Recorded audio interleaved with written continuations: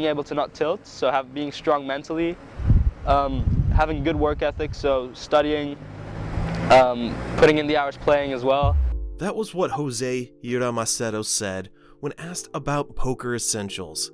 But what happened to having a good work ethic?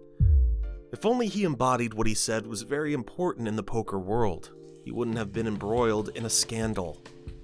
But how was he able to garner so much attention that when he crashed and burned, everyone was able to see it? The stories of poker prodigies have always been very popular in the poker community. So, whenever a new prodigy appears, it sets the world abuzz. That's exactly what happened in late 2010 when a thread popped up on the popular 2+2 poker forum about a young gun from Portugal who was crushing high stakes. According to some accounts, the alleged prodigy was still underage, but he was already crushing some of the biggest online games. That prodigy was Jose Girah Macedo himself. Macedo was born in 1992, and his father died 4 years later. Because of this, he was raised by his mother. As a youth, he was an avid footballer and tennis player, and he loved competition in general. It wasn't until his mid-teens that he discovered poker. As he explained in his blog in a 2+2 thread, "My fascination with poker really started when I was 16, he said. After learning about Durr's success story, he got every poker book he could find at the local bookstore, although he couldn't afford to buy any. As poker was still a secret, he used to sneak the books into the bathroom to read them, and spent 2 months reading and analyzing them. Mathematics of Poker, Sklansky's Theory of Poker, Harrington on Hold'em, Gus Hansen's Every Hand Revealed, and more. In addition to that, he also watched every poker show and studied all of their plays, all the way down to the smallest little bet or fold. As I was studying the game, I would test my theories and discoveries on the play money tables, where over time I accumulated 1 million play chips," he shared. And with that, the 18-year-old Portuguese kid started playing poker in the summer of 2009. From the play money table, he rocketed to the NL 1000 limits in just 1.5 years. At first, his identity wasn't known to the public. He was talked about on forums as the Portuguese poker prodigy. He later revealed himself as Jose Macedo, or Girah, his nickname at some poker forums. However, his nickname at the tables and the rooms in which he plays are not public. Anyhow, he started playing poker without his mother's knowledge. In fact, he used to beg his mother for a €30 deposit on Betfair, in which he failed to tell her it was for poker, and began to grind the micro stakes for up to 10 hours a day. Before long, he was playing 24 tables at a time, and he turned his initial deposit into $2,500. At that point, he came clean to his mother, who was more nervous than supportive. Once he doubled that and continued to climb, Macedo eventually caught the attention of some other players who told him about various poker tools such as Hold'em Manager and poker forums, both of which he used to take his game to the next level. I spent countless hours reading through all the great posts in the history of 2+2. I would analyze their posts and try my hardest to grasp why they were saying what they were saying, he shared.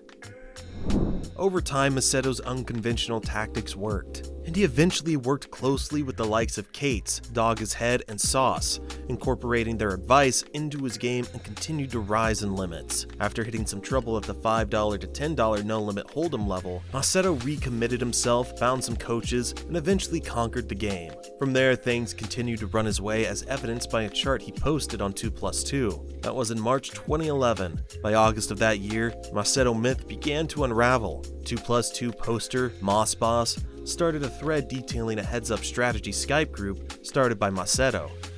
According to the post, Macedo would offer to watch other players' poker sessions live and remotely on Skype, under the guise of coaching. Around July 2011, Macedo began encouraging players in the group to play against Sauron 1989, a player on iPoker that Macedo identified as a woefully bad player to members on the strategy group. With Macedo watching the sessions over their shoulders on Skype, players from the group started playing Sauron 1989 at the high-stakes table on iPoker. Despite Macedo's claims that Sauron 1989 was a bad player, members of the group regularly lost 5-figure sums to the supposed poker whale in single sessions. Moss Boss lost $21,900 over the course of 2 sessions, with Macedo watching on Skype. Suspecting something was wrong during the matches against Sauron 1989, Boss began to inspect the Skype chat logs with Macedo that took place during the games. Upon closer inspection, Boss realized that Sauron 1989 would often disconnect from iPoker at the same time Macedo would log out of Skype. Further investigation from group members turned up suspicions that Macedo was running a similar scam on Merge Poker with another screen name $Man223. With the members of the strategy group pressing, Macedo admitted what group members suspected. He was the player behind Sauron 1989's screen name, and was playing against them while looking at their whole cards remotely on Skype. Boss stated that Macedo agreed to pay back more than $30,000 in ill-gotten gains from the whole card scandal. Macedo's sponsorship with Lock Poker and Poker Strategy were revoked. Unbeknownst to many, this was just the beginning of the end of the Poker Prodigy's career. It was not only the controversy that plagued him.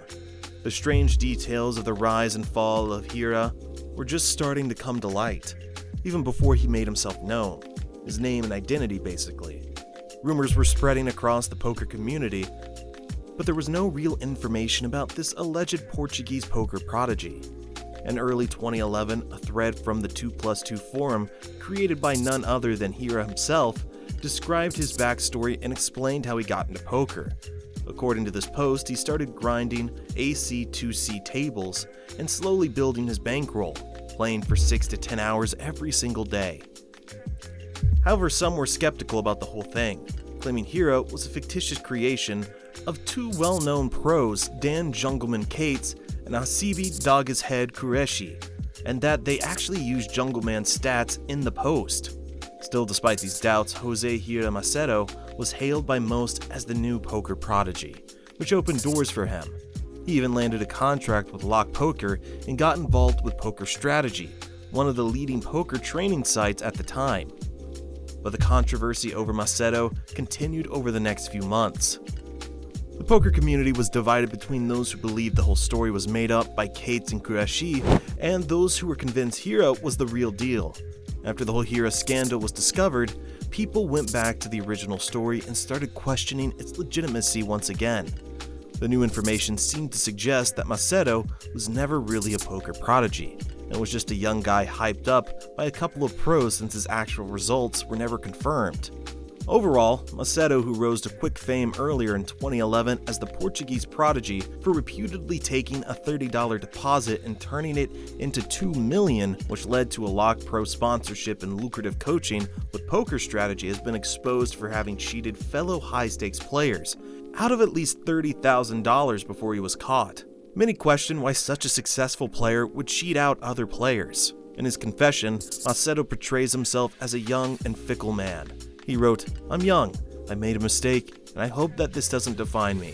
I hope that's how I deal with this, and move forward is the thing that does." But in almost every area, be it in his poker analysis or the way he promotes himself, Macedo displays an astuteness and intelligence. Selling us this latest explanation is just another act of deception. Unfortunately, it was not the first time a poker player cheated his way to the top.